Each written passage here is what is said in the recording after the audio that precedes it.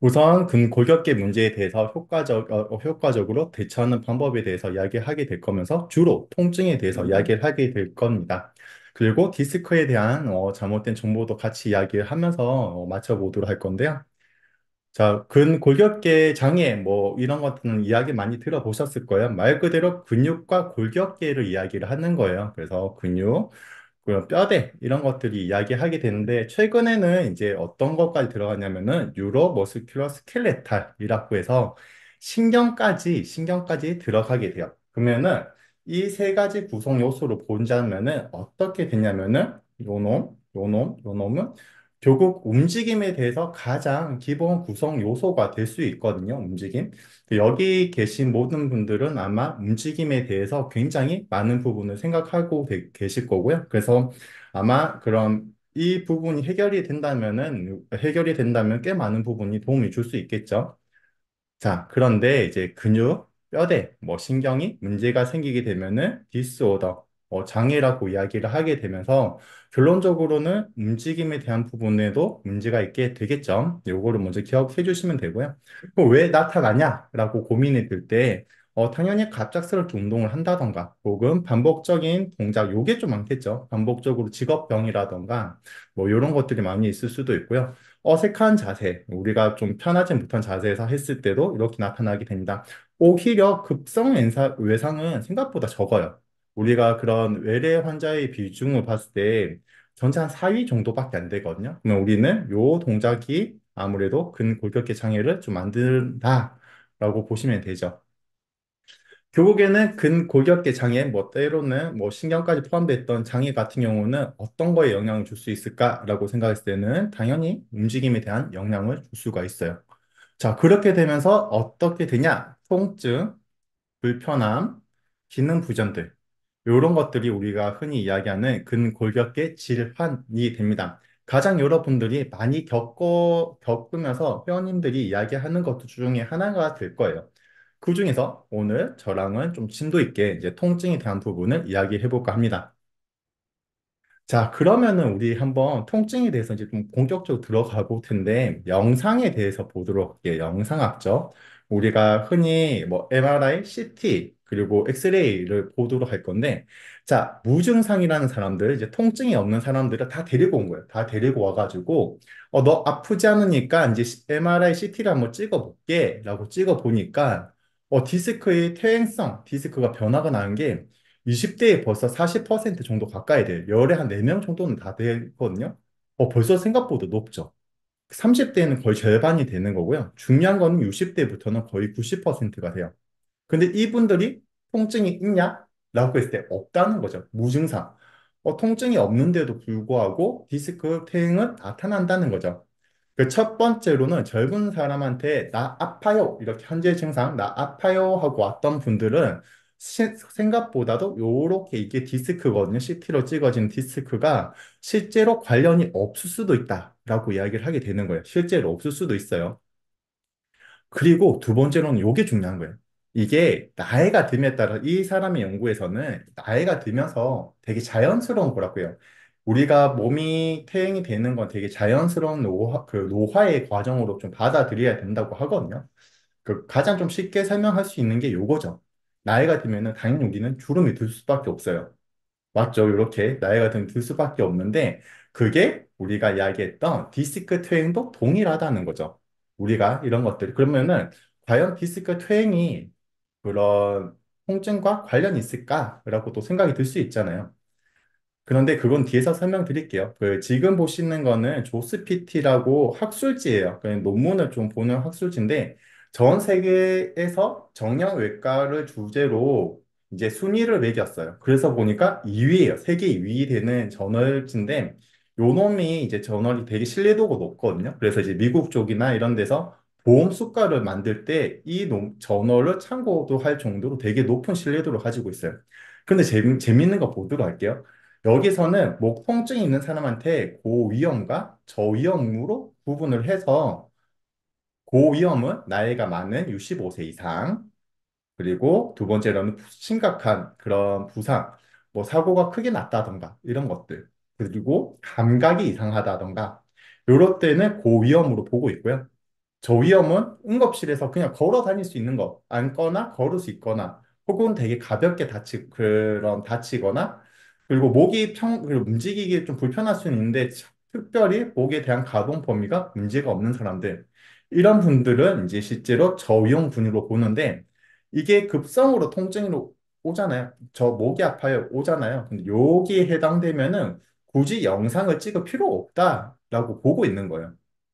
근데 우리는 어쩔 수 없이 여러 가지 상황 때문에 영상을 무조건 찍고 있는데, 결론적으로 얘기하면은 이게 영상에 대해서 굳이 찍을 필요가 없다는 거는 이것을 굳이 안 찍어도 통증의 원인을 알 수가 있다라고 볼 수가 있는 거죠. 그래서 아마 사례로 제가 한번 예시를 어떤 게 더 쉬울까 해서 가져와 봤어요. 회원님들이 많이 물어들 보죠. 아, 나 이제 왔어요. 20대, 60대 사이에서. 그래서 센터로 방문해서, 아, 나 목이 아픈데 좀 병원을 가봐야겠어. 아, MRI 좀 찍어볼까? CT 좀 찍어볼까? 엑스레이 좀 찍어볼까? 라고 하는 거죠. 그래서 물어보는데, 그럼 목 왜요? 왜 해? 아, 그냥 아픈데 목 움직이는데 크게 문제는 없을 것 같아. 라고 이야기를 하시는데, 이게 앞에서 이야기했던 거 보면은 고위험에서 나이도 속하지도 않고 센터를 방문했다는 거는 본인이 직접 걸어왔다는 얘기잖아요. 걸었고 그리고 목이 움직이는데 가동 범위도 괜찮아요. 그리고 아프다, 감각이 아니고 아프다라는 건 또 다른 거니까 이런 분들한테는 굳이 엑스레이를 찍을 필요가 없다는 거죠. 만약에 아프다면은. 네, 그렇기 때문에 영상에 대한 부분이 만약에 이런 상황에서 영상을 찍으면은 오히려 잘못된 정보로 인해서 내가 아픈 게 엑스레이에 있는 어떤 뭐 골반이 틀어지거나 이런 거로 오해를 할 수가 있다는 거예요. 그런데 이제 제가 좀 강조하고 싶은 건 요즘에 논문 근거에 뭐 근거를 이야기를 많이 하는데 되게 오류를 많이 하는 게 하나의 논문만 보고 해석하셔서 문제가 돼요. 그래서 아까 제가 처음에 보여드렸던 것처럼 디스크 퇴행이 나타났을 때 그게 이제 무증상, 증상이 없는 사람한테도 이제 디스크 퇴행이 나타났대 있잖아요. 그래서 통증의 원인이 그게 아니다라고 이야기할 수도 있는 거예요. 첫 번째로는. 자, 두 번째로는 요 놈이 중요해요, 요 놈이. 뭐냐면 디스크 원인이 디스크 수도 있다는 거예요. 그래서 실제로 18세에서 50세 이하에서 디스크 탈출이라는 거는 강력한 연관성이 있기도 하거든요. 자, 그래서 문제는 뭐냐면은 사실 통증의 원인을 무조건 디스크로 몰아붙이고 자체가 문제가 되는 거고 혹은 또 아니라고 하는 게 문제가 돼요. 결국에는 통증에 대한 이해가 좀 필요하게 되고 그 통증을 어떻게 분리를 하냐가 제일 중요하게 되는 거거든요. 분리를 하는 게. 그런데 이제 그런 것들이 사실은 너무 한쪽에 치우쳐서 문제가 되는 거고, 그러면 우리는 통증을 분리하기 위해서는 통증에 대한 이해가 필요하다는 거죠.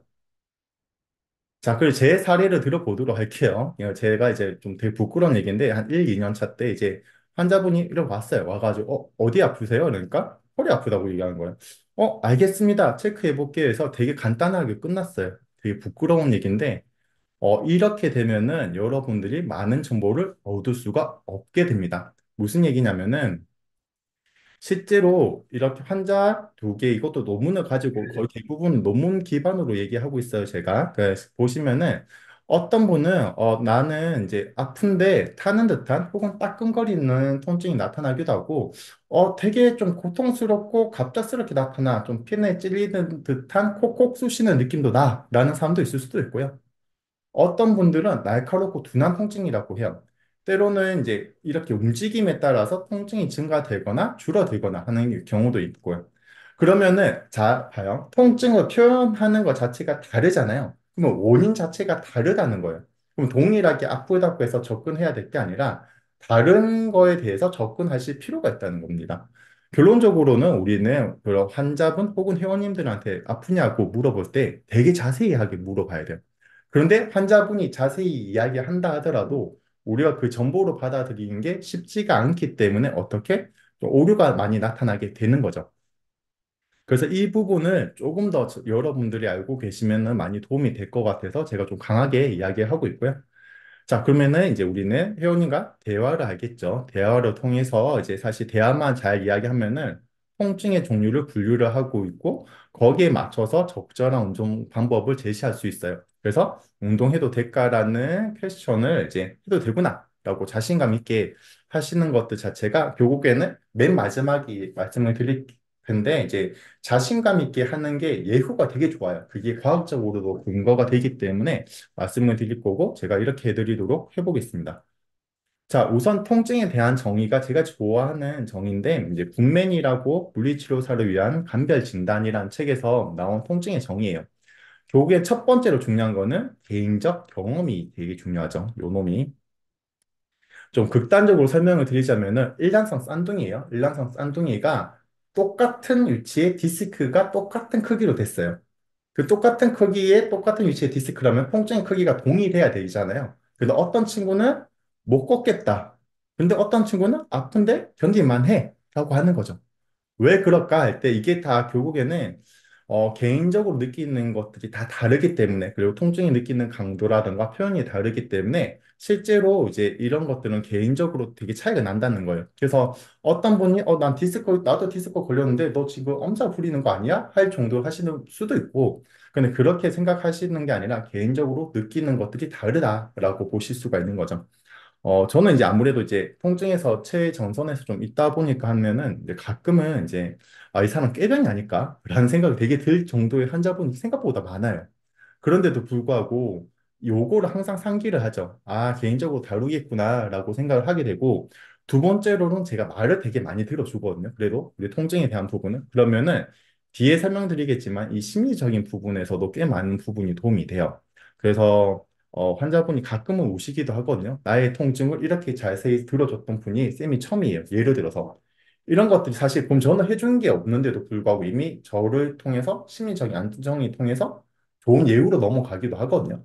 첫 번째로는 더 좀 잘 들어주시는 게 가장 좋은 요인이 되고요. 자, 이제 두 번째로는 통증에 대한 정의가 세 가지로 볼 수가 있는데 생물학적인, 심리적인, 사회적 요인 요 세 개가 합쳐져요.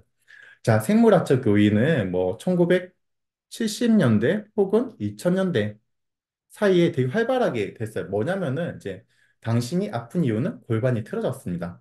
척추가 틀어져서 아픕니다. 이런 식으로 얘기하게 되거든요. 이게 외국 쪽에서는 2000년 전부터 되게 활발하게 했어요. 그리고 신체의 정렬에 대해서 되게 집중을 많이 했거든요. 그래서 지금 보시면 이렇게 있던 것들을 핀을 박아서 이렇게 했죠. 지금 봤을 때는 전혀 하시면 안 될 것 같은 이런 느낌도 있긴 한데 어떻게 됐든 수술을 통해서 하면은 어떤 분은 그래도 좋아지기도 하고 어떤 분은 그대로 되기도 해요. 무슨 얘기냐면은 이제 이것도 이야기하면은 이제 사실 요즘 연구에서는 이제 척추의 정렬이 통증과 관련이 없더라는 연구가 되게 많아요. 그러면은 왜 도수 치료라던가 운동 치료가 왜 효과가 있냐? 우리는 정렬 때문에 생각을 했는데 그런 게 아니라 이제 그런 도수 치료랑 운동 치료로 인해서 나타나는 신경 생리학적인 효과, 뭐 도파민이 나온다던가 이런 것 때문에 사실 통증이 줄어든다라고 하는데 그런 것도 있겠지만 분명 요거는 우리 정의만 보더라도 생물학적인 부분도 분명히 도움이 돼요. 신체 정렬이 좋아지기 때문에 좋아지는 것도 분명히 있거든요. 근데 계속 이제 그런 논문 근거가 있냐 없냐 이런 얘기를 하면서 의외로 요거를 무시하는 경향이 요즘에 좀 나타나요. 절대로 그러지 않고 우리가 올바른 정렬을 맞춰주는 거는 맞다는 것들 말씀을 드리고 있습니다. 그리고 심리적 요인 굉장히 커요. 그러면서 제가 이번에 디스크를 얘기했던 게 요놈 때문에 그래요.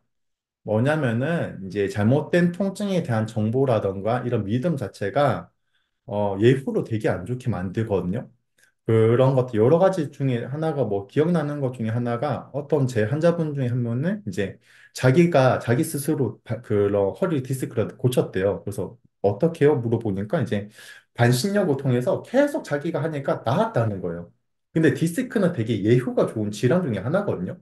근데 그 시간이 지나면 다 나을 수가 있어요. 일부분을 제외하고는. 근데 본인이 그때 상황에서 반신욕을 하게 됐는데 나아졌다고 하니까 그거에 대한 확고한 믿음이 있으신 거예요. 이런 분들은 이제 또다시 주변에서 디스크가 걸리잖아요. 그러면 그런 거 잘못된 정보를 계속 주는 거예요. 그러니까 자기한테 해당됐던 게 아니라 여러 가지 하는데 결국에는 이런 것들을 굉장히 좀 조심스럽게 하게 되는 거고 뭐 그런 잘못된 정보가 좀 특정 인플루언서라던가 의사 선생님으로 인해서 되게 잘못된 정보가 많이 좀 퍼지고 있는 것 같습니다. 무튼 이런 것들을 이제 바로 잡아줘야 되는 계기가 필요하게 되는 것 같고요. 네, 무튼 이제 심리적인 것도 통증이 관련이 있다. 그리고 스트레스, 당연히 불안 이런 것도 영향이 미치게 됩니다. 그러면서 우리가 아까 어떤 처음에는 2000년 전 그리고 아까 70년 이렇게 이야기는 여기만 관련을 하다가 결국엔 통증에 대한 부분을 못 넘어가게 되면서 요 두 개가 떠오르게 되는 거죠. 그걸 같이 고려를 하게 되는 겁니다. 마지막으로는 사회적 요인도 같이 보게 되는 거죠. 이게 직업. 직업도 되게 다양하고 이제 취미도 많이 늘어나게 되죠. 그러면서 이렇게 두 개도 같이 고려를 하게 되는 겁니다.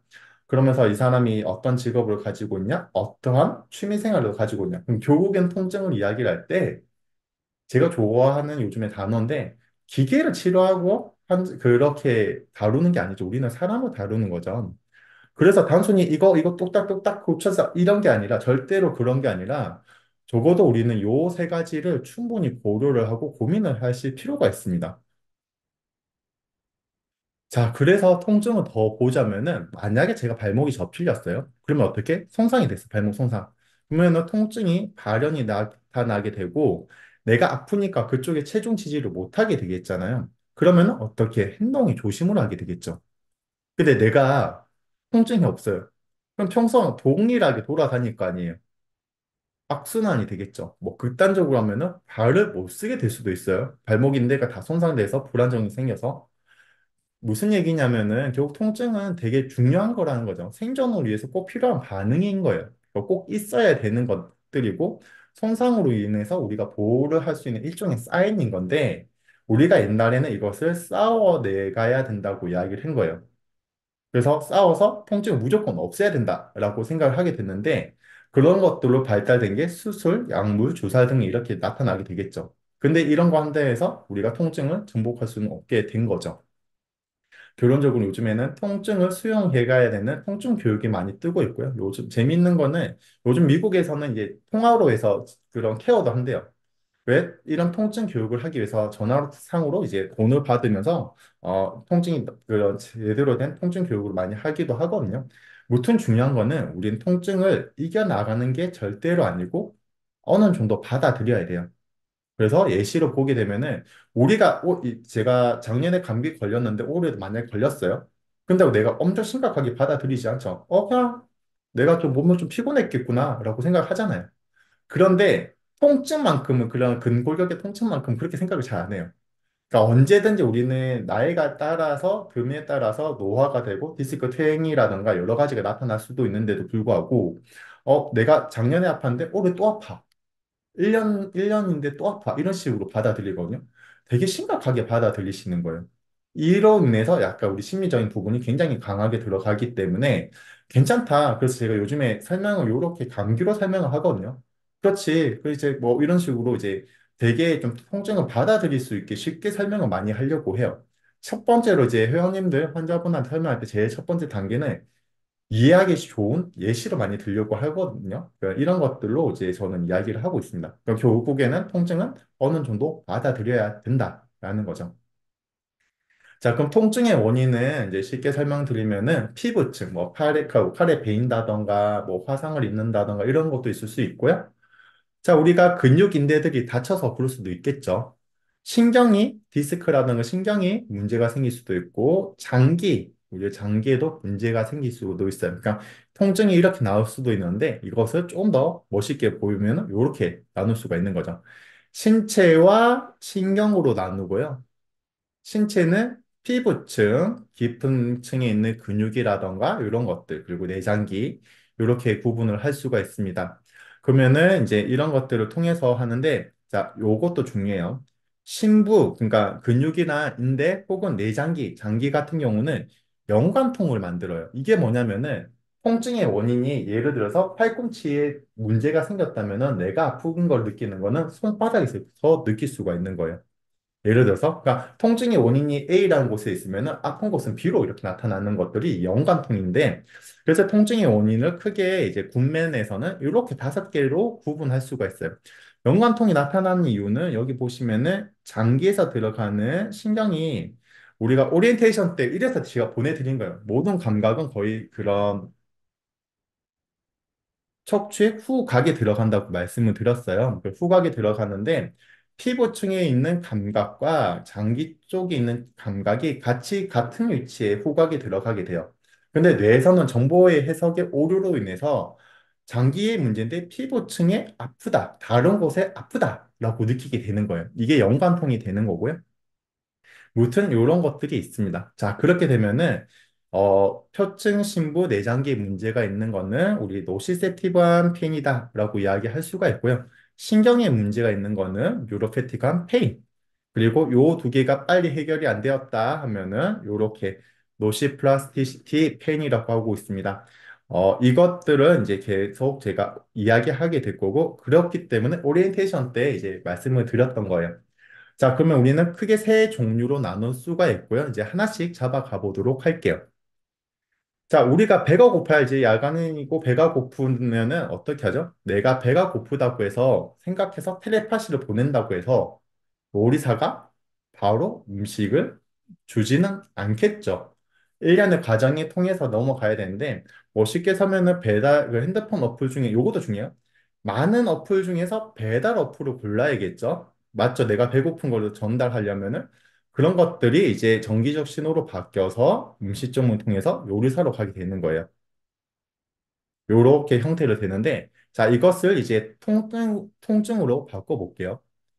자, 다양하게 자극을 받아지고 그것을 자극을 받는 것을 수용체라고 하는 거예요. 그런데 내 몸에 나쁜 자극들만 받아들이는 수용체가 노시셉터라는 통증 수용체라는 거예요. 그러니까 내가 배고프다는 감정을 배달 어플에만 딱 반응하는 것처럼 이 자극은 통증 수용체 여기에만 반응을 하게 되는 거예요.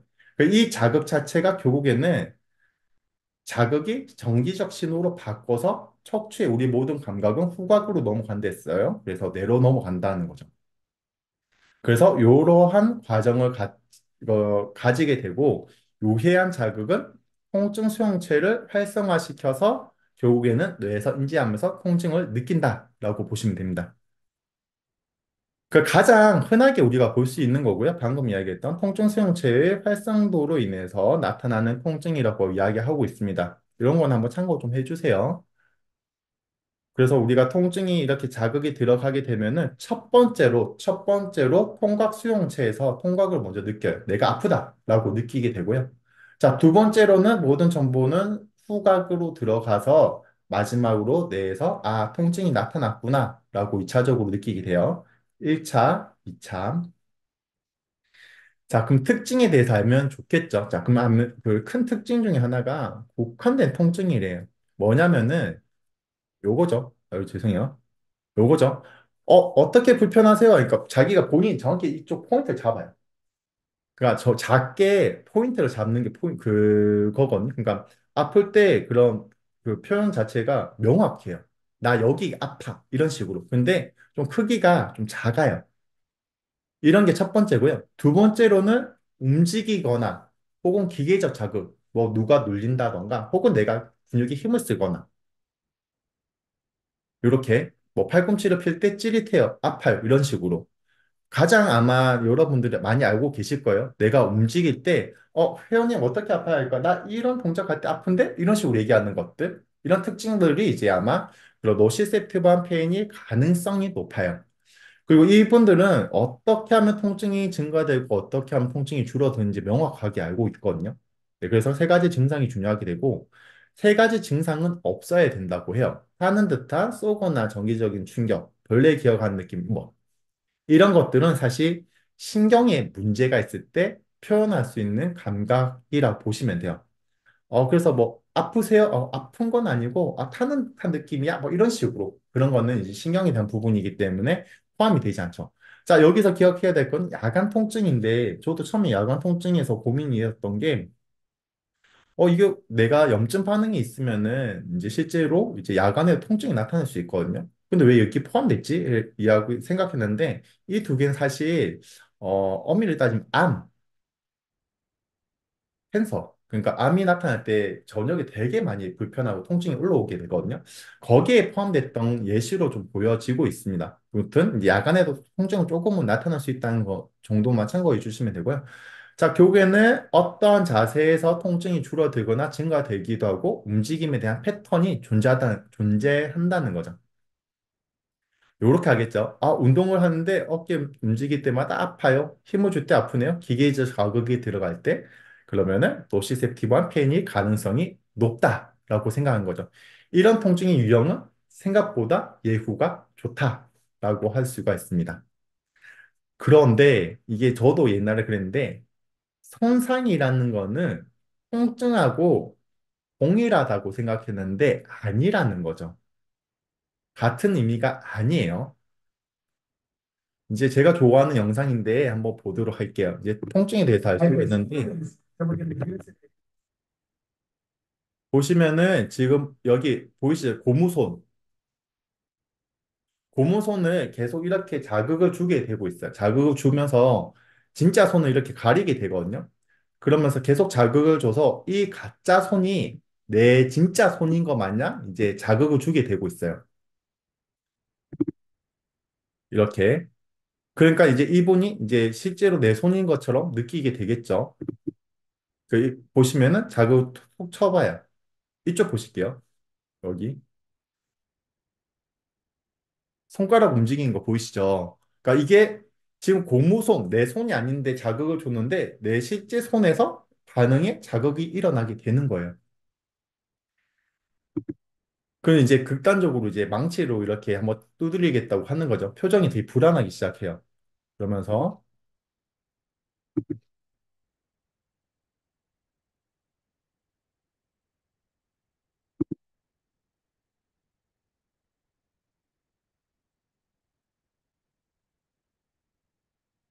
되게 놀라시죠?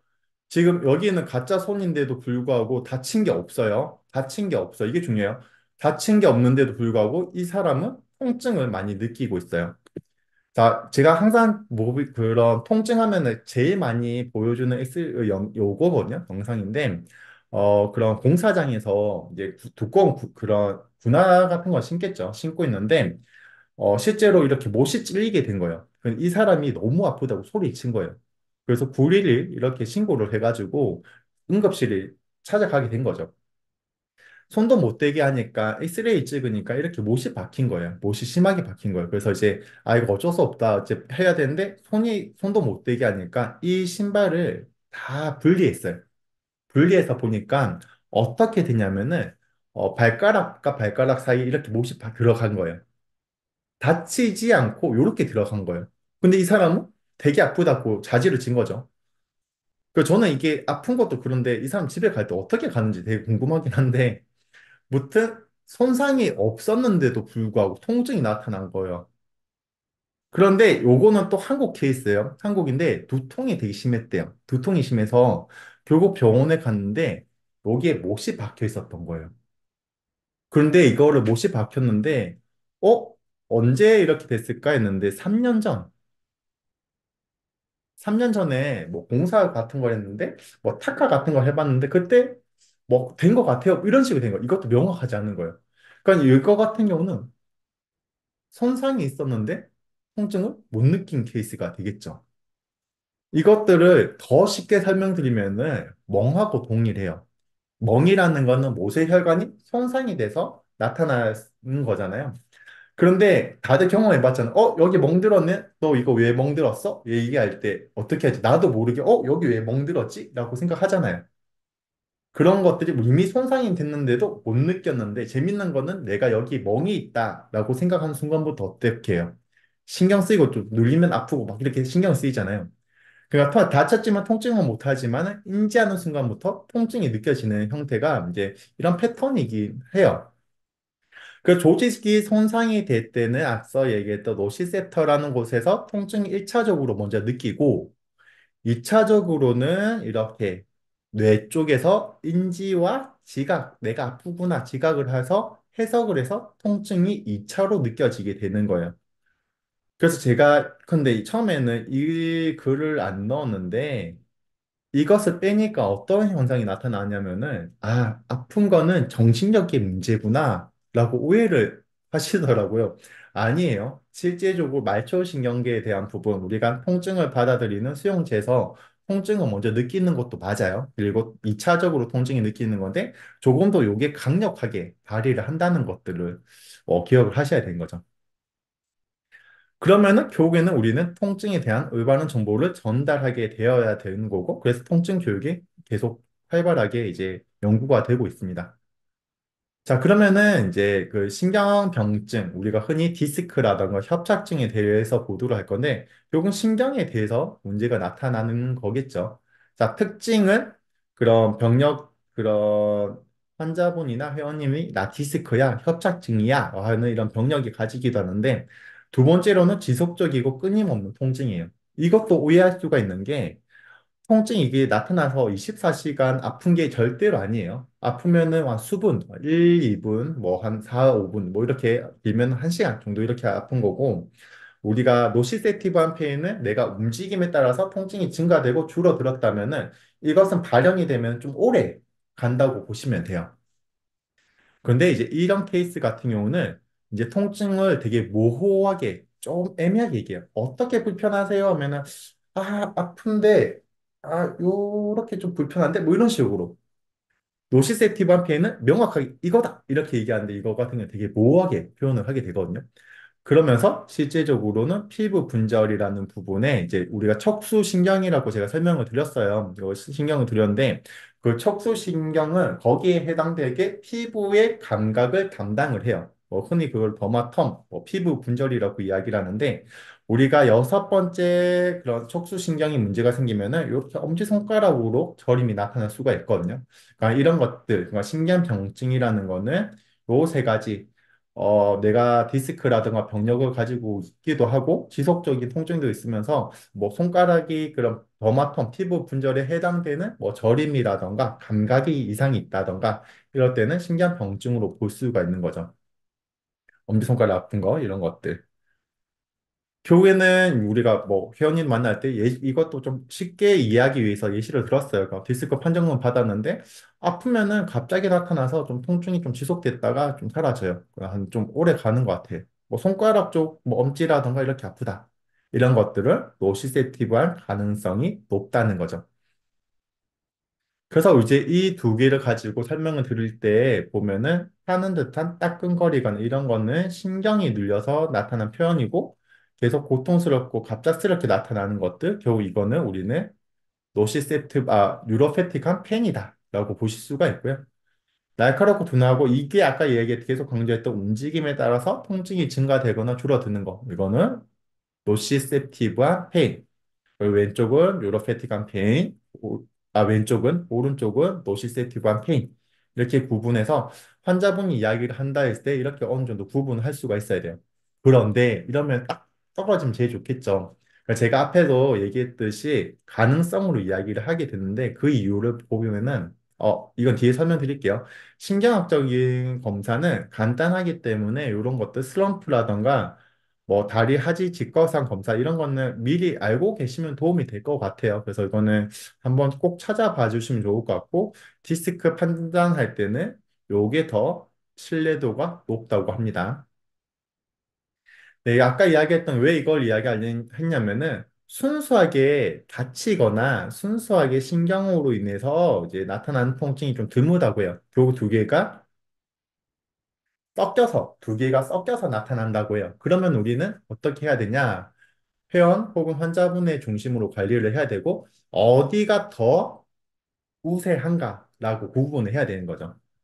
그래서 요 놈이 이렇게 체크를 해서 요 놈이 양상이 더 큰지 혹은 여기가 양상이 더 큰지 우리가 구분을 할 수가 있어야 돼요. 그래서 우리가 세 가지 그냥 특징들 있잖아요. 증상들. 세 가지에 대한 특징들도 잘 기억을 해야 되고 환자분이 어떻게 통증의 느낌을 표현하는지도 아는 게 되게 중요해요. 그러니까 지금 보시는 건 통증에 대한 느낌 정도 표현하니까 이런 것들도 이제 잘 기억하셔야 되겠죠.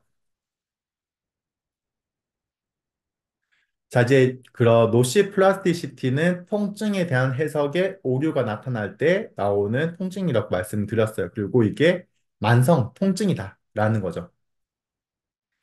자, 그러면은 요 놈이 통증에 대한 오류가 있었다. 그 해석에 대한 부분에 오류가 있다고 했잖아요. 그러니까 이런 나쁜 자극이 없어요. 나쁜 자극이 없는데도 불구하고 내 쪽에서는 여기에서는 통증이다라고 느끼는 거예요. 무슨 얘기냐면은 제가 가볍게 이렇게 때린다고 해서 이 정도 강도로 제가 아프다고 안 느끼잖아요. 맞죠? 적어도 세게 이렇게 쳐야 되는데 이런 강도도 내가 정보의 해석의 오류로 인해서 이거는 통증이야 라고 받아들이는 거죠. 만성 통증도 있고 뭐 섬유 근육통도 되게 여기에 포함된다고 보시면 됩니다.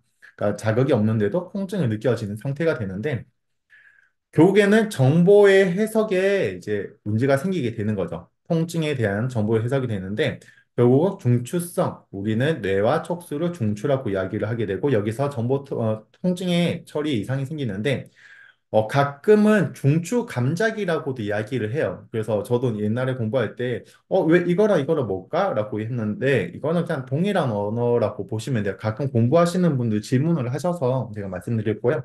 자, 여기서 나타날 수 있는 흥분성 증가와 억제성 감소가 있어요. 뭐냐면은 통증을 전달하는 신경, 그 내가 만약에 화가 많이 났어. 화가 많이 나는데 옆에서 막 부추겨요. 그럼 내가 화가 가라앉아요? 더 흥분해요. 더 화가 나겠죠. 그러니까 통증을 전달하는 신경을 더 흥분을 시켜서 더 아프게 느끼게 되는 거예요. 그리고 억제성 감소는 요거는 또 다들 좀 헷갈려 하시는 것 같아서 예시를 들어봤어요. 경찰이 많으면은 도둑이 활발히 움직일 수가 없게 되겠죠. 왜? 경찰이 도둑을 억제하니까. 그 경찰을 통증을 억제하는 신경으로 봐주시면 되고요. 도둑은 통증으로 봐주시면 돼요. 근데 만약에 요 놈이 없으면 어떻게? 도둑이 더 활발하게 움직이게 되는 거죠. 억제하는 것들이 없어지니까 흥분이 되는 거예요. 그러니까 도둑이 활발하게 움직인 건 통증이 증가가 된다는 거예요. 그렇기 때문에 이제 이런 억제 감소로 인해서 통증을 더 증가시킨, 통증이 더 강도가 높게 느껴진다라고 보시면 되는 거죠. 그래서 세 가지 증상은 결국에 예측할 수가 없어요. 이런 분들은 갑자기 아프기도 한데, 결국에는 제일 컸던 게 요거였어요. 제가 만났던, 기억나는 분들 몇 분 계신데, 요거. 막 갑자기 이제 자기가 안 좋은 일이 막 있었던 것 같아요. 그 와가지고, 막 치료하는 공간에서 엄청 헐어내세요. 큰 거 나셔가지고 그래서 잘 이야기를 들어주고 이제 했는데 좀 덜 풀린 상태에서 갔죠. 근데 이렇게 되면서 통증이 너무 증가되고 나 지금 갑자기 없다는 통증도 느껴져 이렇게 이야기하세요. 근데 이건 좀 극단적으로 설명드린 건데 보통 대부분 사람들이 어저께 좀 스트레스를 받았나? 스트레스 받은 거 왜 더 통증이 나타나지? 뭐 요런 케이스가 이제 도시 플라스티시티의 통증일 가능성이 높고요. 전체적이고 불편하다고 해요.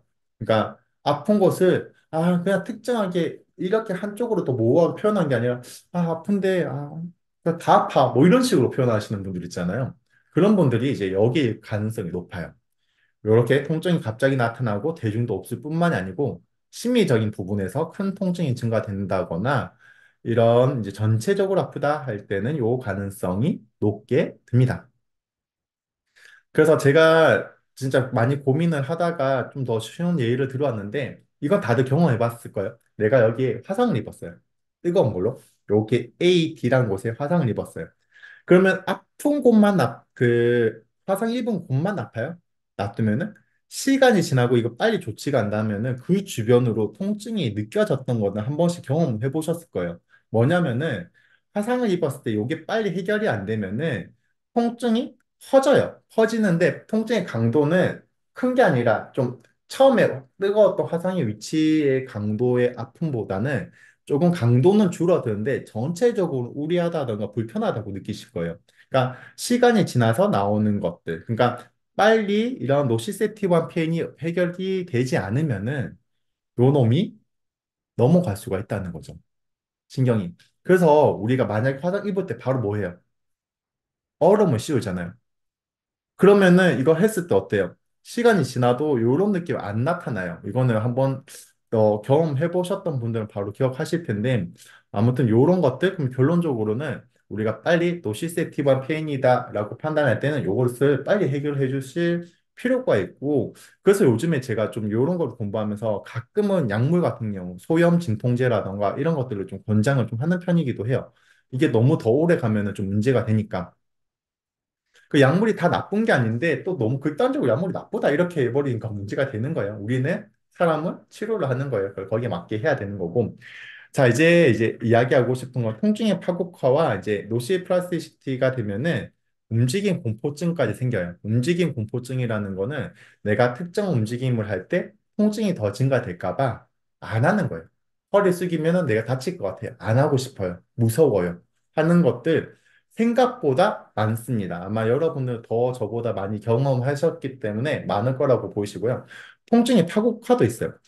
통증을 너무 과대 해석하시는 분들이 있거든요. 그래서 제 예시로 들면은 35살 되는 여성분이고 최근에 결혼하셨어요. 그래서 저랑 한 5년 정도 만났는데 오셨는데 갑자기 자기 이제 루게리 병 아니냐고 이런 얘기를 하시는 거예요. 그래서 도대체 왜요? 라고 물어보니까 자기 유튜브를 봤는데 자기랑 동일한 것 같다라고 하는데 이분이 이제 오래전부터 이제 건강 염려증 이런 거를 가지고 있어요. 근데 계속 이제 그런 알고리즘이 뜨는가 봐. 루게리 하나 보니 이렇게 뜨는 그러니까 자기가 혼자서 계속 이렇게 파고화되는 부분이 있어요. 이럴 때는 전 되게 단호하게 얘기해요. 그런 거 보지 마세요. 이런 식으로.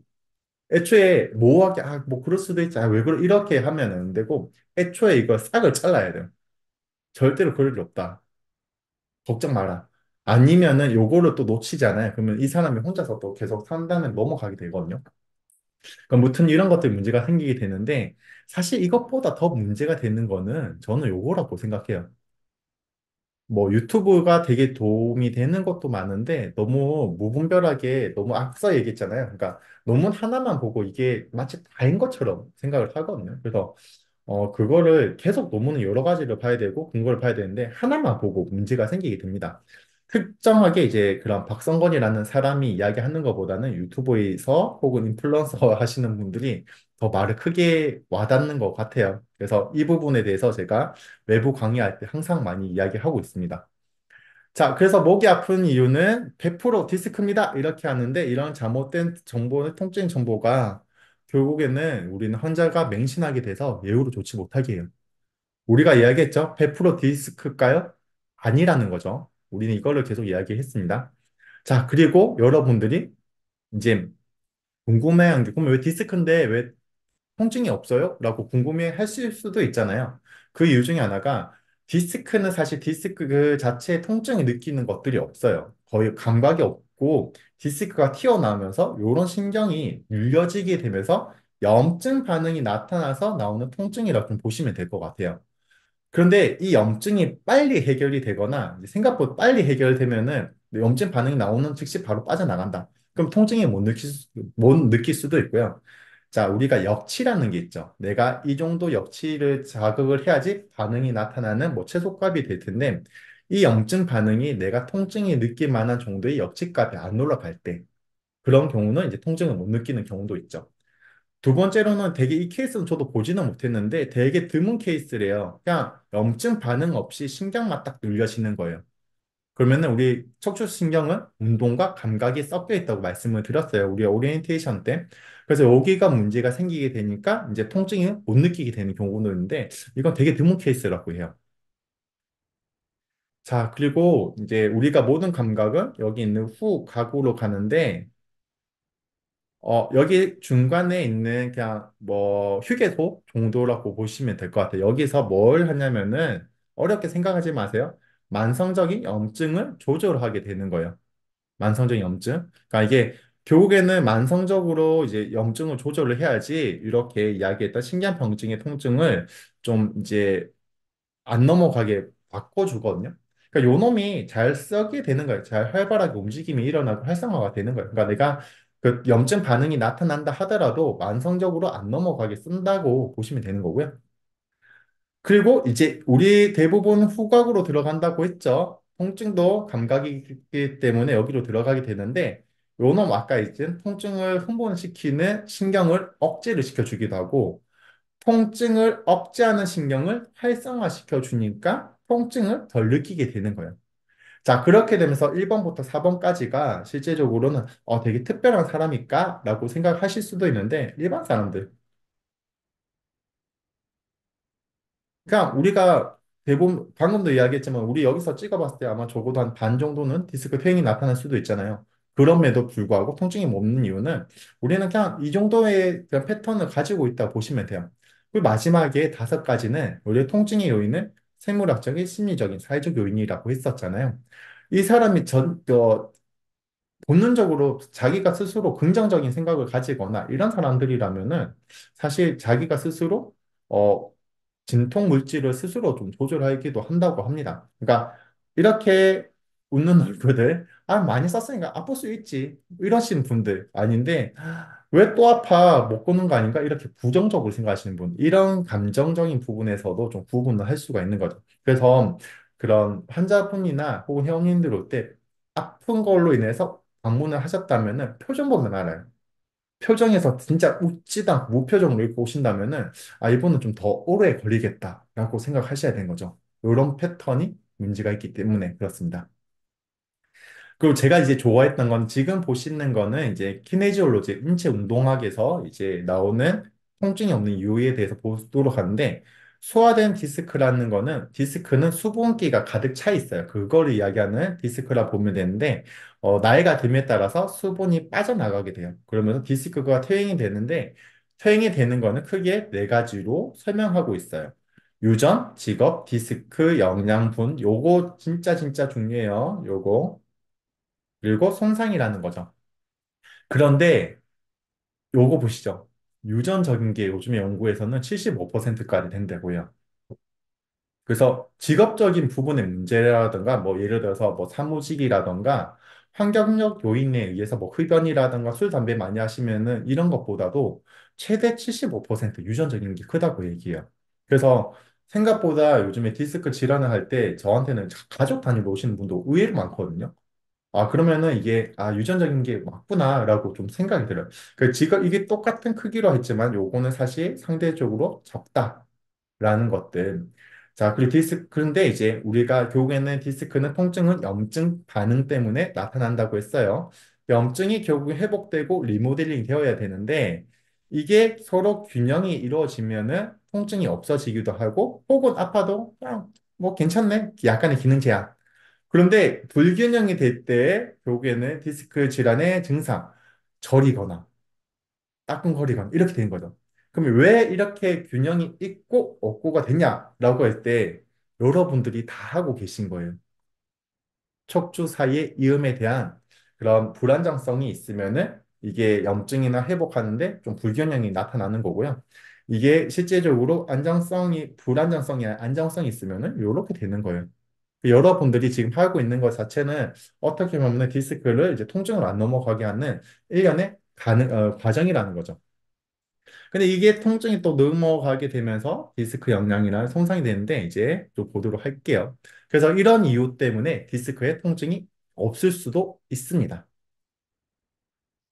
결국에는 이런 아픈 이유는 디스크가 아닐 수도 있다고 설명을 해야 되고, 결국에 환자가 가진 느낌, 양상, 이학적 검사, 우리 아까 이야기했던 뭐 그런 하지 직거상 검사라던가 이런 것들, 추가로 영상 진단까지 다 결합이 되어야지 어떻게 환자의 아픈 이유를 그나마 100%는 아니에요. 그나마 접근을 할 수가 있어요. 자, 여러분들이 제가 임상에서 최근 가장 많이 듣는 얘기, 여러분들, 저도 개인적으로 질문을 많이 받거든요. 다른 선생님들이랑 이야기하면은. 요거에 대해서 이야기를 가장 또 많이 물어보세요. 아니에요. 이제부터 보도록 하겠습니다. 하나씩 이제 이거를 이제 말씀드리면은 디스크라는 거는 영양분이 이제 이렇게 약간 옆에서 살짝 혈관을 지배를 하고 여기 있는 영양분은 우리가 좀 설명을 드렸겠지만은 디스크가 위아래로 눌려지면서 압력 차이에 의해서 여기 영양분이 들어가게 되는 거예요. 흔히 이것을 이제 확산, 뭐 디퓨저, 뭐 이렇게 확산이라는 의미로 이야기를 많이 하기도 하는데 우리가 이제 디스크는 앞쪽보다는 뒤쪽에 탈출이 되는 이유 중에 하나가 여러 가지 이유가 있어요. 이유 중에 하나가 뒤쪽에 영양분 공급이 부족해요. 뒤쪽에. 그 뒤쪽에 원래 약하기도 하고 영양분 공급이 안 되기 때문에 이 영양분 공급을 어떻게 하냐면은 여기 연구에서는 척추를 굽히게 되면은 어떻게 앞쪽에 압력이 증가가 되겠죠. 그 압력이 증가가 되니까 압력이 높은 데서 낮은 쪽으로 이동이 되잖아요.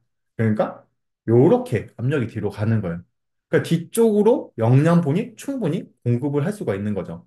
그러니까 이게 만약에 제한이 된다면은 어떻게 영양분을 받을 수가 없게 되고 우리가 흔히 아는 아까 디스크 뒤에 탈출이 되는 이유가 이미 뒤쪽이 약해져 있는데 더 약하게 만들어져서 문제를 일으킬 수가 있게 되는 거죠. 보면은 디스크 영양 맞죠? 그럼 계속 이런 것들 제한을 하면은 일단 영양 공급에 제일 먼저 문제가 생기게 되고요. 두 번째로는 이게 왜 그렇게 나왔던 이유가 요 그림 때문에 그래요. 우리가 허리를 숙이면은 디스크가 뒤로 나옵니다. 그러면 여기에서 뭐가 있죠? 신경이 있으니까 이 신경이 눌려지게 되면서 통증이 나타나게 됩니다. 그러니까 허리를 숙이면 안 돼요라고 이야기해요. 이 그림에. 그러니까 이렇게 메커니즘이 따라가는 거는 건강한 디스크, 퇴행이 없는 디스크에 한해서는 거의 이게 거의 100% 정도 거의 다 맞아 간다고 하거든요. 근데 예외는 분명히 있어요. 예외는 있는데 우리가 수액에 대해서 보도록 할게요. 수액은 되게 끈적끈적한 뭐 젤리 형태라고 말씀을 드렸어요. 젤리 형태인데 이렇게 허리를 숙이자마자 물처럼 뒤로 쑥 뒤로 넘어가가지고 신경을 눌리지가 않아요. 성질 자체가 물처럼 이렇게 물처럼 되는 게 아니라 아까 끈적끈적한 젤리 꿀처럼 뭔가를 뭐 변형이 되려면 시간이 걸려요. 시간이 걸리게 됩니다. 그렇기 때문에 내가 잠깐 허리를 숙인다고 하더라도 즉각적으로 디스크가 뒤로 훅 나와가지고 신경을 눌리지가 않는다는 거죠. 그러니까 이런 성질 때문이라도 크게 문제가 되지도 않고요. 그런데 중요한 거는 장시간 움직임을 한다던가 이렇게 반복적인 움직임일 때는 좀 고민해 볼 필요가 있다는 거죠. 우선은 첫 번째 간단히 이렇게 움직인다 해서 크게 문제가 없고 그러면 그 움직임으로 인해서 디스크의 영양분을 잘 공급을 받게 될 거고 자 그래서 이제 보면은 여기서도 뭐라 하냐면은 그러니까 지속적으로 허리 잠깐 움직이는 거나 이런 거는 실제로 척추의 조직에 결함시킬 정도로 부담은 되지는 않는데 손상시킬 수는 있을 것 같다라고 해서 이야기를 하게 되는 거죠. 근데 이러면서 나오는 게 크리프라는 거거든요. 요게 이제 요 놈이에요. 내가 일정한 무게를 추로 달면은 모형이 바뀐다 보시면 돼요. 그래서 내가 만약에 오전 7시에 이렇게 추로 달았어요. 그리고 오후 8시에 이렇게 있으면 이 변형이 되잖아요. 뭐 이런 것들이 크리프라고 하는데 만약 이때 제가 추를 제거를 했어요. 제거를 했어요. 그러면 어떻게 될까요? 그래도 나무 가지가 거의 제 위치로 갈 가능성이 높겠죠. 그런데 오후 6시까지 했어요. 그러면 이거를 또 그 상황에서 제거를 한다 했을 때 100% 이게 돌아갈까요? 안 돌아가요. 실제로 약간의 밑에서 이렇게 돌아가게 되거든요. 100%안 돌아. 그 얘기를 여기서 하는 거예요. 그러니까 20분 동안 심하게 굴곡을 해야지 이제 일어났을 때 1시간 지나도 원래 위치가 안 돌아간다. 그렇다는 우리가 심한 굴곡이 어떤 게 있어요? 이런 거는 이제 예시로 될 수가 있는 게 쪼그려 앉아서 화장실 청소하시는 분들. 그런 분들이 제가 한번 경험해 봤거든요. 그렇게까지 20분 이렇게 하지 않은 이상은 사실은 크게 분명히 영향은 주겠지만은 이렇게 크게 뭐 문제를 일으킬 정도는 아니라고 보여집니다. 그래서 이제 가볍게 허리 구부리거나 이런 건 괜찮거든요. 결국에는 이제 종합을 해보면은 어떤 게 결론이 지어지냐면은 저도 이제 근막에 대해서도 공부를 하게 되는데 실질적으로 한 자세에서 오래 있는 게 문제예요. 그 시간에 대한 부분이 커요, 시간. 그래서 3시간을 앉아 있어서 다이렉트로 3시간 있는 사람하고 5시간 앉아 있어도 5번 일어난 사람하고 비교를 하면은 5시간 앉아도 5번 일어난 사람한테 훨씬 더 좋아요. 그러니까 그 시간에 대해서 이야기를 많이 해주셔야 돼요. 그러니까 너무 환자 에서 1시간 정도 앉아 있지 마라라고 하는 거지 허리를 굽히면 안 된다라고 극단적으로 설명하면 안 된다는 거죠. 그럼 혹시나 이런 얘기를 좀 하는 얘기가 계속 많이 질문들 하세요. 그리고 그분들이 환자분이 잘못된 맹신으로 찾아오세요.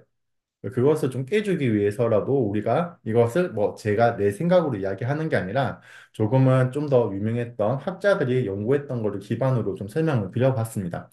근데 물론 이게 환자마다 좀 다르게 봐야 되는데 하나 더 보도록 할게요. 우리가 디스크가 퇴행이 되면은 결국에는 척추의 안정성이 불안하게 되면서 어떻게 앞으로 미끄러지는 척추 전방 전이증이 만들어져요. 이렇게 뽁 나가게 되는 거거든요. 이게 중요한 거는 로도시스, 우리가 허리에 후만이 더 증가가 되면은 더 꺾이게 되잖아요. 그럼 더 앞으로 빠져나가게 돼요. 요걸 먼저 기억하세요. 근데 우리 디스크 TM 하면은 뭘 강조하죠? 요렇게 맥킨지 운동. 허리를 일센션해서 왜 디스크가 앞으로 들어간다니까? 요 운동 많이 하죠. 그런데 꽤 많은 부분이 좀 찾아보면은 앞으로 미끄러진 척추 전방 전이증이 가지고 있어요. 근데 환자분은 이것을 생각을 잘 못하고 디스크만 생각하는 경우가 있어요. 이제 척추 전방 전이증입니다. 라고 이야기를 했을 때 그걸 기억 못하고 디스크가 더 쉽잖아요. 나 디스크야. 라고 오해를 하세요. 그러면서 이제 실제적으로 척추의 후만 로도시스를 강조를 해서 유튜브를 찾아보고 하니까 디스크는 이 운동을 해야 돼 라고 하면서 운동을 하시는 거죠. 그렇게 되면은 어떻게 되냐? 로도시스가 증가돼서 더 악화시킬 가능성이 높습니다. 재밌는 연구예요. 여기서 보면은 허리가 굽힐 때 요거 디스크 튀어나온 그걸 봤어요. 허리를 굽히니까 굽히고 피는 걸 비교했을 때 피니까 이스텐션 하니까 훨씬 더 어떻게 튀어나와 있는 게 보여요. 보면 이 길이거든요. 4.6이고 8.9예요. 4.6이라는 건 이 사이 공간이 좁아졌다는 거고 그만큼 더 튀어나왔다는 거죠. 그러니까 이게 일부예요. 이것도 중요한 게 일부예요. 어떤 분한테는 허리를 이스텐션 펴주니까 디스크가 더 뒤로 튀어나오더라. 라는 거고 옆에 거는 우리가 알고 있는 허리 구부렸을 때 디스크가 뒤로 허리가 이센션 할 때 앞으로 하는 것을 이 연구가 이제 한 논문에서 나온 거거든요. 근데 조금 이제 아무튼 이런 것들이 이제 어떠한 사람은 요렇고 어떠한 사람은 요렇게 되는 거는 이제 결국에는 우리는 사람에 맞춰서 해야 되는 거예요. 그 디스크라고 해서 또 무조건 굽힘 운동만 해야 될 게 아니고 이런 상황에 따라서 그래서 이야기를 많이 해보는 거죠. 그래서 만약에 디스크를 가지고 있었다. 그러면 첫 번째는 이제 척추 후만에 대한 부분을 강조를 했는데 갑자기 그 다음날 아팠다 얘기를 해요. 그러면은 우리는 좀 더 굽힘에 대한 부분으로 좀 포커스를 맞춘다던가 이런 식으로 계속 조절을 해야 되는 거죠. 왜? 우리는 사람이라서 딱 맞아떨어지게 나타나지 않기 때문에 그렇습니다. 그래서 환자분 회원님들하고 굉장히 이야기를 많이 하셔야 되고요. 그래서 심리적 사이 요인을 볼게요. 요즘에는 이 세 가지에서 두 개를 더 포함해요. 모터와 이런 심리 사회학적인 부분을 합쳐져서 이 부분이 여기 전체를 포함을 하죠. 이 부분이 굉장히 강조를 하고 싶었어요. 이 사람 같은 경우는. 그 심리적 사회적 요인이 이제 이 통증의 과정에서 효과를 극대화시킬 수가 있다고 합니다. 우리는 그러면 사실 심리 상담사나 혹은 정신과 의사가 아니잖아요. 그러면 어떻게 해야 될까 할 때 사실 시작할 때 이야기했어요. 얼마나 아프셨을까요? 라고 이야기를 하면서 좀 아픈 것을 이야기만 많이 들어주시는 것만으로도 생각보다 많은 분들이 자기 통증에 대해서 공감을 못해서 힘들어하시고 더 통증이 많이 하세요. 특히 근골격계 질환은 부러진 게 아니잖아요. 자기가 아닌 이상은 아픈 거 못 느끼세요. 그렇기 때문에 너무 쉽게 이야기하는 경우가 좀 있거든요. 그래서 아픈 걸 충분히 들어주는 요것만 하셔도 여러분들한 충분히 많은 도움이 될 거라고 생각이 들고요. 그리고 이것을 뒤로 넣어봤던 게 우리는 사실 여러분들은 움직임에 대해서 전문가라고 생각이 듭니다. 전문 지식을 가지고 있고. 그러면은 결국에는 이 상태에서 통증을 이해를 한다면은 훨씬 더 좋은 퀄리티 높은, 여기는 이제 치료라고 있지만은 훨씬 더 퀄리티 높은 운동을 해줄 수가 있다는 거죠. 그래서 이제 이 5가지를 할 수 있는 중재 방법을 가르쳐 주게 됐는데, 쉽게 설명드리면 여기서 딱 하나 공통점으로 들어가는 게 있어요. 운동. 이게 다 포함이 되는 거죠.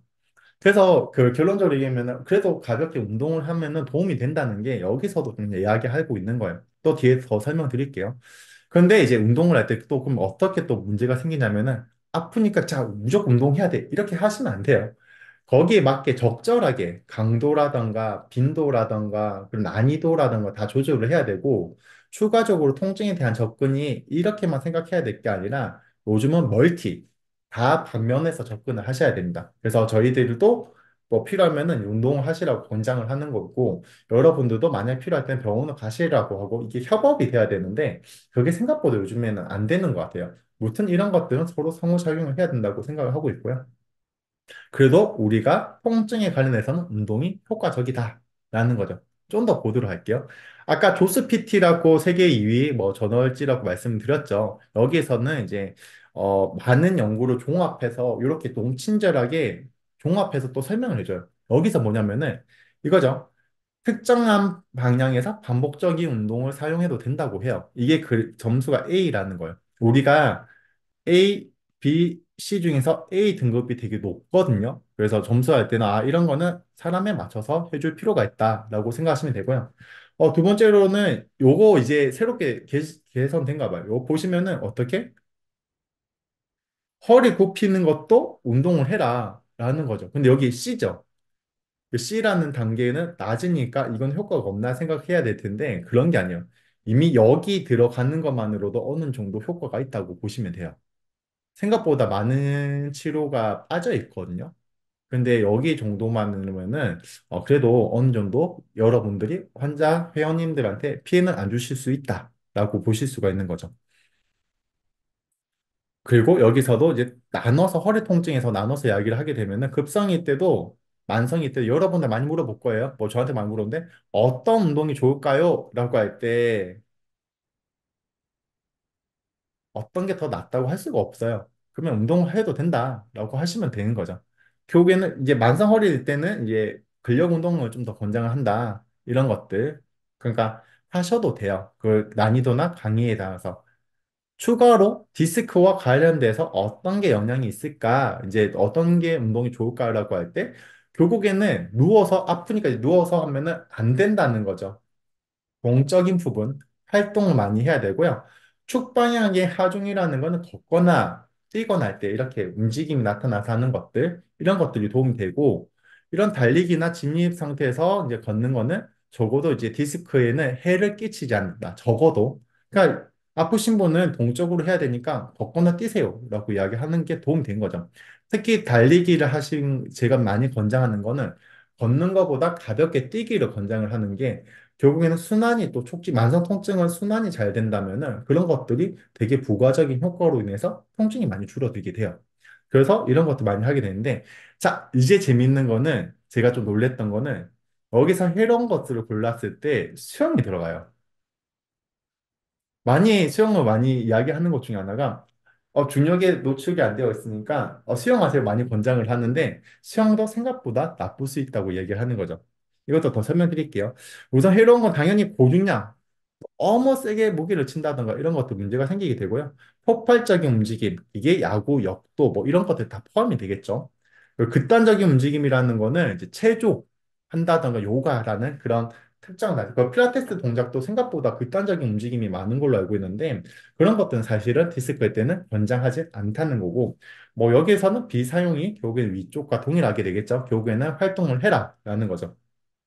자, 근데 이제 그럼 수영을 그럼 하지 말까라고 할 때 이 농구를 그 논문 좀 보면은 이제 엘리트 수영 선수와 그냥 가벼운 선수랑 비교를 한 거예요. 그러니까 진짜 수영 선수면 엄청나게 허리를 익스텐션해서 이렇게 강하게 트위스트까지 들어가잖아요.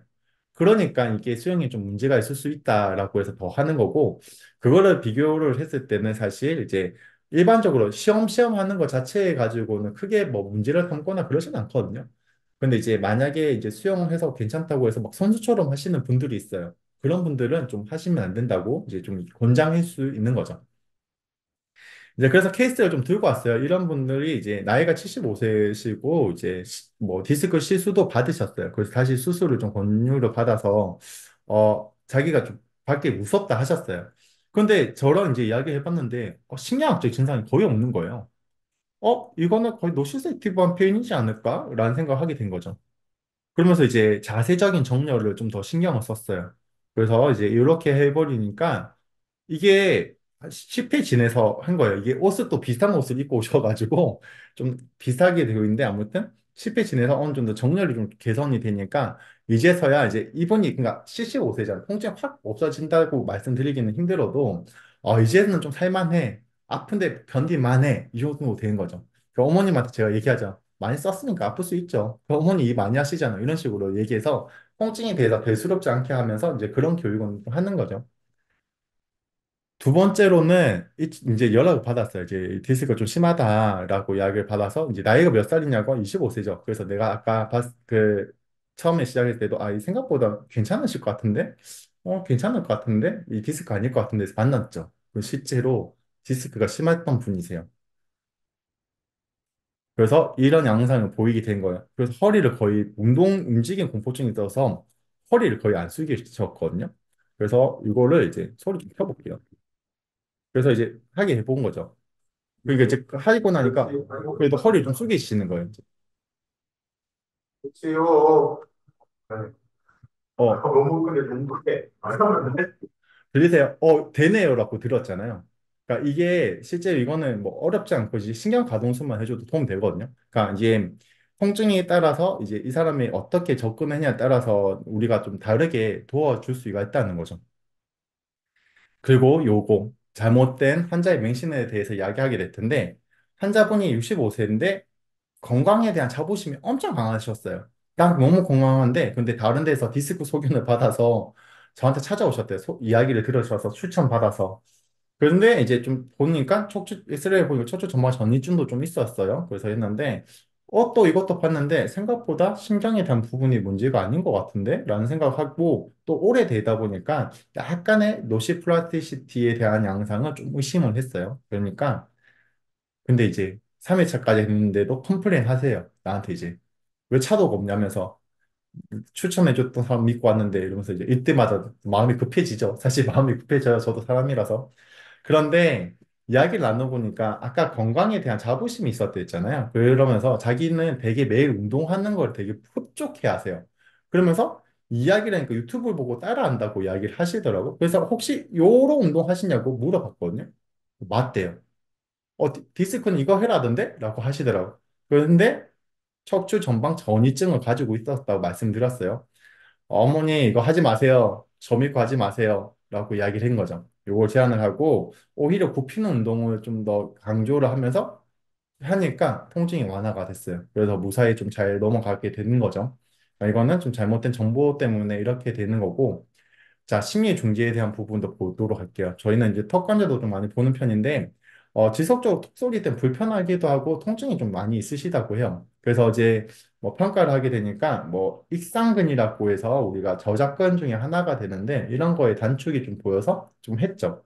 근데 사실 저도 사람이라서 바로 좋아지면 좋은데 저도 컴플레인 많이 들어요. 뭐 잘 안 낫는다고. 근데 실제로 5회 정도 했는데도 안 낫는다고 얘기하시는 거죠. 그리고 왜 소리도 나고 통증이 왜 증가되는 느낌이에요? 라고 하는 거죠. 그때부터 좀 더 이야기 나눠보니까 자는 중에 이제 이게 옆으로 자면 이게 턱에 눌리잖아요. 옆으로 자니까. 그러니까 내가 이 턱 눌릴까 봐 무서워서 다리를 묶고 잔다고 하는 거예요. 아, 이거다 생각한 거죠. 잘못된 정보다. 심리 중지도 해야겠다 한 거죠. 그래서 어떻게 했냐면 이것을 되게 과학적으로, 그러니까 쉽게 과학적으로 얘기 많이 하려는데 만약에 이렇게 모기가 물렸어요. 그러면 우리가 거기 집중하면 더 간지럽잖아요. 그러니까 이게 똑같이 물렸는데도 불구하고 집중할수록 증가되는 거는 이게 통증에 집중할수록 같이 증가되는 걸 동일해요. 그러니까 이게 치료를 계속 받다 보니까 계속 자극이 들어가니까 거기에 더 신경을 쓰게 되면서 통증이 더 증가되는 케이스인 것 같아서 이렇게 설명을 드렸고요. 그리고 뭐 인구에서 한 절반 이하, 한 40%는 턱에 소리 난대요. 그래서 그런 것 때문에 실제적으로 턱 소리 나는 게 문제가 아니라 음식을 드실 때 아픈 게 문제시잖아요. 그러니까 통증은 어떠세요? 통증은 좀 그래도 밥 먹을 때는 어땠어요? 물어보면 지금 말고 밥 먹을 때. 근데 생각해 보니까 밥 먹을 때는 또 괜찮았다는 거죠. 그러니까 이런 식으로 이제 치료는 동일하게 했어요. 동일하게 했는데 이런 식에 대한 것들이 통증에 대한 교육이라고 보시면 되는 거죠. 그래서 좀 더 괜찮아졌던 것 같아요. 결국에는 이제 거의 다 끝나가고 있는데 이제 신뢰와 믿음에 대한 중요성이고 제가 이 부분을 되게 많이 좋아해요. 이제 여기는 회원님이라고 할게요. 회원님의 조직, 뭐 근육이랑 이런 것들이 있고요. 이거는 나, 우리, 우리 선생님들로 할게요. 자, 우리의 기계적 자극이라는 거는 여기 논문에서는 뭐 도수 치료가 되겠지만은 일종의 근육, 신경, 관절, 운동에 대한 부분도 다 포함이 될 거예요. 이런 것들의 기계적 자극이 환자의 조직에 자극이 들어가게 되면은 뻣뻣하거나 근육이라든가 관절의 가동 범위가 좁아지게 되겠죠. 다들 경험해 보셨을 거예요. 그런데 이 회원님이 어떤 생각하냐면은 통증에 대한 믿음은 좀 간단하게 앞에서 설명드렸어요. 선호도와 기대라는 게 있어요. 뭐냐면은 여러분들이 할 때 이 사람한테 둘 중에 누구한테 PT를 받고 싶어요? 동일한 사람이에요. 할 때, 요 사람한테 더 받겠죠. 왜? 너의 트레이너 몸도 스스로 관리했던 사람이 더 신뢰가 가잖아요. 나 이런 사람한테 더 선호를 해. 라고 하면서 이렇게 되는 거겠죠. 그래서 이런 사람이 조금 더 예후가 좋고요. 두 번째로는 기대감도 있어요. 여러분은 신입한테 받겠어요? 10년 차 정도 경력 있는 사람한테 무언가를 받겠어요? 할 때 10년 차라는 거죠. 이것도 내가 기대를 하게 되는 거죠. 아, 이 사람이 적어도 10년 차 정도 되니까 잘 할 거다. 그 제가 도입부에 13년 차를 강조했던 게 그래서 뭔가가 여러분들이 나한테 배울 수 있겠다 생각할 수도 있는 거죠. 한 분야에서 10년 넘게 했었으니까. 그런 것들도 있어요. 그러니까 그렇기 때문에 이런 기대감을 활성화하기 위해서 주변에 프로필도 많이 올려주는 게 좋죠. 이 사람이 어떤 교육을 듣고 어떻게 했느냐 해서 그런 사람들이, 그 회원님들이 많이 보잖아요, 프로필을. 그럼 그렇게 하면서 이 사람이 나랑 잘 맞을 것 같다는 기대감이 예후도 훨씬 좋게 만들 수가 있는 거예요. 근데 옛날에는 요렇게까지만 설명이 되었었는데 추가로 우리의 마음가짐도 좀 나왔어요. 뭐냐면은 기대감과 통증에 대한 믿음, 인상적 경험이죠. 자, 통증은 이제 우리가 운동을 해도 된다고 이제 여러분들이 알고 있을 거예요. 그러면 좀 더 강하게 내가 이제 이런 걸 배웠으니까 운동해도 돼. 이렇게 생각하고 어, 해도 될까라는 생각보다는 해도 돼. 이렇게 생각이 들 거잖아요. 그러면은 이런 것들이 환자분한테 되게 좋은 예후로 줄 수가 있다는 거죠. 회원님들한테. 왜 그러냐면은 이거는 내가 믿어가지고 이 치료를 해서 운동을 해서 뭐 그런 게 아니라 내가 자신감이 있으니까 말을 하는 어투라든가 이런 게 좀 표현이 달라지는 것 같아요. 그러니까 그런 것들이 달라지면은, 이 환자분이 뭐 하겠죠? 이 정도 되는 사람이라면은, 이렇게 확신을 가지고 이야기하는 사람이라면은, 내가 믿어도 되겠구나는 신뢰도도 올라갈 수 있게, 기대감도 생길 수가 있게 되겠죠. 무튼 이런 것들 때문이라도 이제 통증에 대한 이해도는 좀 필요하게 되는 거고요. 자, 이 논문을 이제 제가 좀 더 쉽게 하기 위해서 만들어 봤습니다. 그래서 좀 더 적극적으로 아프시다고 할 때는 이런 것들을 기반으로 하시는 것들을 추천하게 되고요. 그럼 이제 질문은 어떻게 하는지 궁금하게 되잖아요. 질문이라는 거는 요 순서대로 하는 게 가장 좀 좋다고 좀 보여집니다. 그래서 언제 아픈지 물어보았을 때 당연히 이제 여러분들은 요 때가 많을 거예요. 급성이 때는 이제 아마 저희들한테 오겠죠. 다치자마자 뭐 이렇게 온다던가. 근데 이런 것들은 한 달 혹은 한 다섯 달 요 아급성이라는데 한 달 이내는 이제 노시셉티브한 페인, 뭐 신경이든 뉴로패틱한 페인이 가능성이 높고요. 석 달 이상이라는 거는 노시 플라스티시티, 만성 통증일 수도 있죠. 그러니까 언제 아프세요라고 물어보게 되고 두 번째로는 언제 통증이 증가되고 감소되었는지. 그래서 움직임에 따라서 통증이 증가되거나 감소될 때는 노시셉티브한 페인일 수가 있는데 지속적으로 아파요라는 거는 오히려 뉴로패틱한 페인이 가능성이 높게 되는 거죠. 뭐 심리적으로 불안하거나 할 때 더 통증이 증가돼요. 그러면 노시플라티시티 정도로 할 수가 있겠죠. 그래서 언제 통증이 증가되고 줄어드는지 물어보는 게 좀 좋다고 생각이 듭니다. 그 통증의 느낌, 뭐 우리는 양상 이렇게도 이야기하는데 이런 것들이 국소적이고 따끔거리고 날카로운 느낌은 노시셉티브한 페인일 가능성이 높고요. 저리거나 따끔거리고 타는 듯한 이런 거는 신경 병증의 가능성이 높게 됩니다. 그리고 저린 느낌이 있고 어디까지 가냐고 했을 때 거기가 뭐 피부 분절 쪽으로 넘어간다면은 이거는 뉴로패틱한 페인일 가능성이 높게 되는 거고 마지막에 꼭 이것도 중요해요. 통증의 강도를 물어보는 게 좋아요. 그래서 통증이 뭐 치료가 끝난 다음에 운동이 끝난 다음에 통증이 아픈 게 100이었다면 얼마 정도 줄어들었어요? 라고 해서 이 사람이 통증이 줄어드는 거를 꼭 느끼게 해주셔야 돼요. 왜 특히 만성은 통증의 해석에 대한 부분 오류가 있기 때문에 내가 내 몸이 변화가 된다는 것을 느끼게 해줘야 되는 거고 그 통증의 강도를 이제 운동 후에 어떻게 줄어든지를 꼭 상기를 시켜서 운동하니까 좋아졌죠라는 이런 기대감도 계속 주셔야 되고 움직임이 좋아졌다는 거는 통증이 완화됐다는 또 다른 지표이기도 하거든요. 그래서 이런 것들은 꼭 확인하시면은 이 정도로 하시면은 굉장히 좀 그래도 그렇게 좋지 않을까라고 생각하고 있습니다.